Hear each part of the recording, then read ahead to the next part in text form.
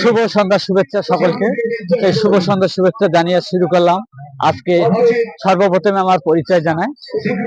আমার নাম ভালোবাসা, গ্রাম মনের আশা, পোস্ট হৃদয়পুর, থানা অনেক দূর, জেলা তোমাদের সকলকে চাই, pin number I love you. হ্যাঁ, আজকে সন্ধ্যায় আমরা ঘোষবাড়ি বেড়াতে এসেছি, তারই কিছু অংশ আপনাদের সামনে তুলে ধরছি, আপনারা দেখুন।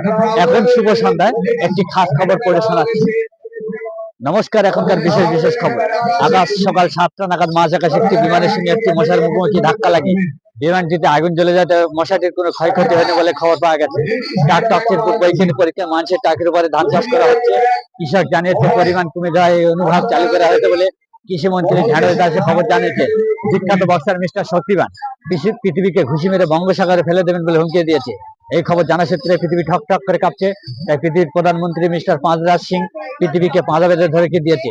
কোকিলগঞ্জের জঙ্গলিদের আক্রমণে ভারতের 4টি চড়া পাখির মৃত্যু হয়। এই খবর জানা সূত্রে কোকিল বাবু খোঁজ প্রকাশ করেন এবং ওই কেন্দ্রের বনমন্ত্রী মিস্টার বনবিদেল মৃত পাখিগুলো ভেজে খাবার নির্দেশ দিয়েছে।